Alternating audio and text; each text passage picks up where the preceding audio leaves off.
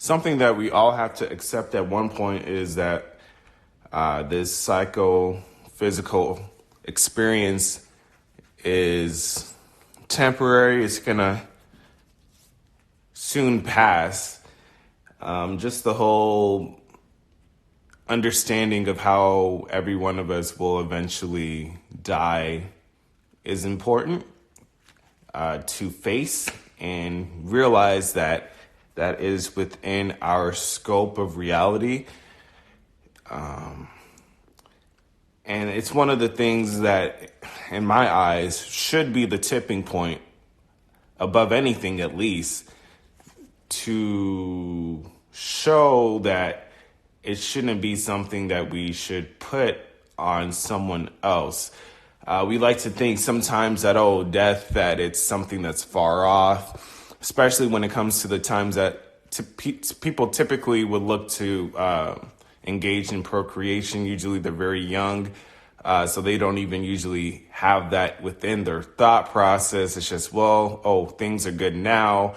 And, we're kind of short-sighted in our perspective, and we're not really looking at the whole picture, because clearly if they did, then they wouldn't really consider bringing somebody here. Ideally speaking, if it had to be that life was imposed, at the very least, it would have been better, again, ideally speaking, if there could have been a way where the person that would had imposed life lived out their life.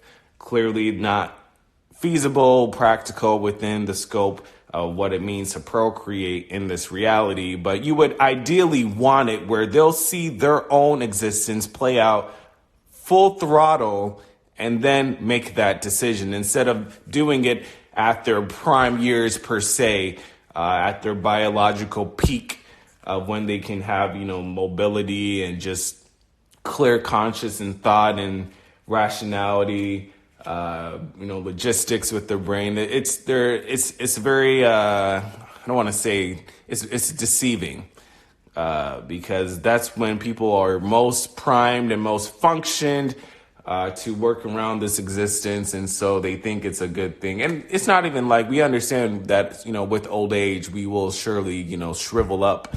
But it's just something that's not considered enough. Truthfully, it's not, because it doesn't make sense to put death on your loved ones. It doesn't make sense. There's nothing going on that's that important for myself to put somebody to have to go through it. I don't care what butterflies they're chasing here. It's not the thing to do. Matter of fact, you might as well put it where, there's people in need already. Why don't you take care of them?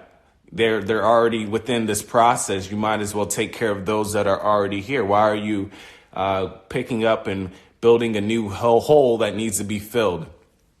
So it comes down to the fact that people they think it's a foregone, long-winded conclusion. It's so down the road that, we shouldn't worry about it now. But no, we should worry about it now.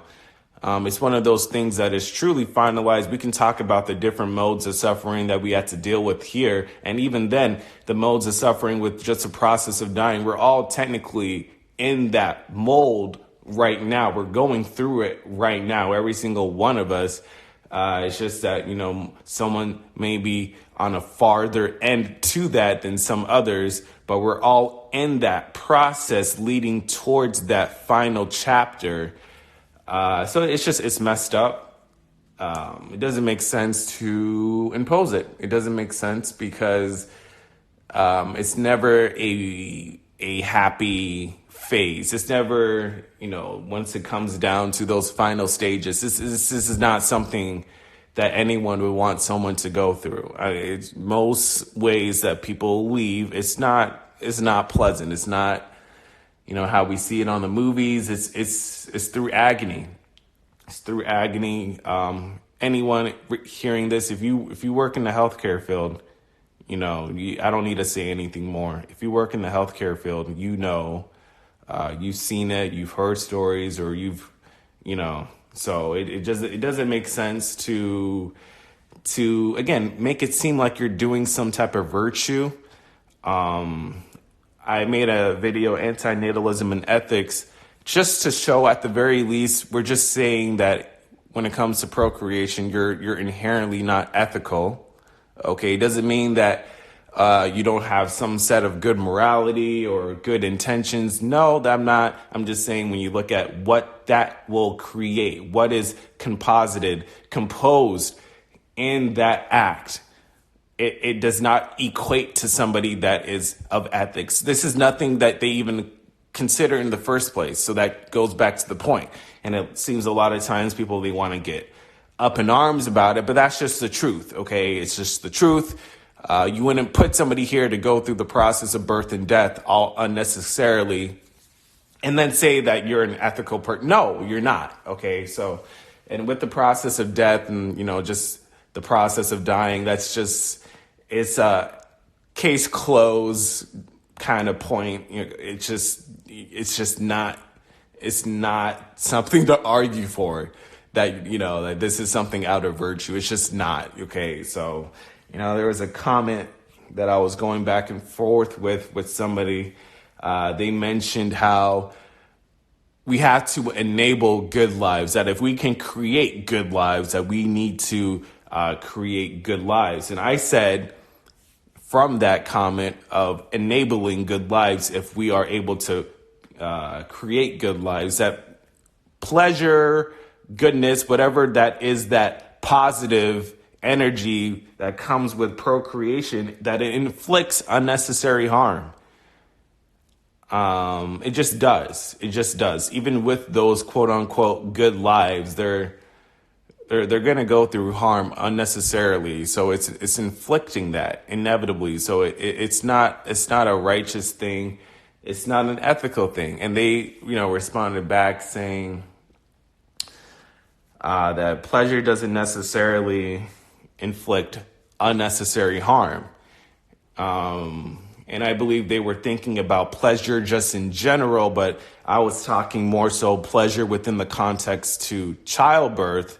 And so I asked them, well, what are the necessary harms to existence? And I think they understood that they were caught in a trap. And they mentioned an example of building muscle. When we build muscle, it kind of is something that is a bit of a pain. Nociceptor, receptive sensation is not something necessarily that you would rather have to go through, but it's something that while you're here, if you would want to build muscle, you'll have to go through a bit. And I told them, well, I understand if you're here, you have to go through sort of necessary harms for certain things within existence. What I'm talking about is this something that is necessary to impose, and that came to the same thing that they were already saying. They said that, yes, that is essentially, we must enable good lives. And it goes back to my point that pleasure is, I mentioned them initially, pleasure is sadistic.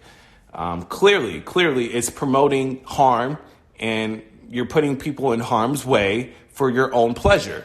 So it's a fucked up system. And one of the fucked up harms is just death. There's no way about it. It doesn't make sense to put somebody in that process. When you think about it, people have said this before. I sometimes watch Noel Miller on YouTube, and he mentioned at one point that, yeah, it's true. We sometimes pay to accelerate our process to die. When you look at the things that people eat, you look at the things people do, you look at the things that people don't do, and when it comes to what they pay for, a lot of times we're literally paying to die quicker. So it's like, what are we really doing here? What are we really doing here? So death it's nothing truthfully considered enough. Truthfully, if you contemplate death, you wouldn't put somebody here. You would not put somebody here at bottom. You would not consider it. There is nothing going on here that important for me to put somebody. If I am well enough and willing enough to take care of someone else, I would much rather consider, taking care of somebody here instead of creating a new dependency all out of my own personal selfish will. It's just, again, if you're going to be ethical, that's what you would consider. But again, it's not something that people typically consider in the first place. But just goes back to the point that if that's something you're doing, you're not ethical. So just don't come into the anti-natalist forums arguing this way or that, because you're making people die for no reason. And that's just not a cool thing to do. So again, it doesn't make sense to come and feel like, oh, I don't like the way this philosophy is. Well, okay, well, you're making people come here and go through the process of birth and death. So, you can feel one way or the other, but I mean, you're not looking at what we're standing on. We're standing on this merit, and you don't care about that. So you're not really arguing with us. So yeah, I think if you're an anti-natalist, you've had to have at least thought that, oh, okay, yeah, we are going to die. And yeah, that's not going to be a fun reality to have to face, because it's not. So that is, in many ways, a lot of people's reasons, one of the main reasons why they don't engage in procreation, because it's not worth it. It's not worth it. We're all in that process already. Some are already in later stages than others, but we're all in that mold. There's a roller coaster when it comes to life, and once you get on that downward spiral, we know where this goes. So it doesn't make sense to impose it. And if you do it, just, again, don't say that you're ethical, because you're not. And that's all we're pointing out, that if you're engaging in this action, that amongst other reasons, this should let you know that, you're doing something that is kind of screwed up, bro. It's kind of screwed up. Really, you shouldn't argue with it. I think a lot of times we humans, we want to be contrarians. We want to be devil advocates. We want to try to talk out of the norm, that if people are talking this way, oh, now I want to talk this way. Well, you can do that, but you're not right. So with anti-natalism, we're talking this way. We're talking about, people that can't ethically justify why they're putting people here. And then people want to try to justify that. It's just this duality game that we always play with humanity and just this existence in human language. But it is what it is. Just don't toot your own horn is all I'm really saying. At the end of the day, I can't necessarily control what people do. I never have that intention. I only want to voice my message, voice my perspective. But one of the things I look to harp on is for anyone that looks to engage in that act, i.e., procreation. Just know that, again, don't toot your own horn. You can't have your cake and eat it too. You can do one thing, but that doesn't mean that you're also this other thing. This is not compatible, okay? That's all I'm meaning to say. And one of the very easiest things that I can prove to why you're not that, i.e. ethical, is that, again, you're making people come here and die. It's all unnecessarily. It's all pointless.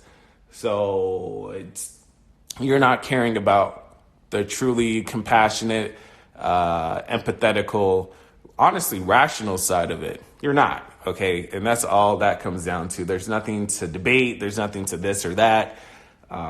It's kind of sick.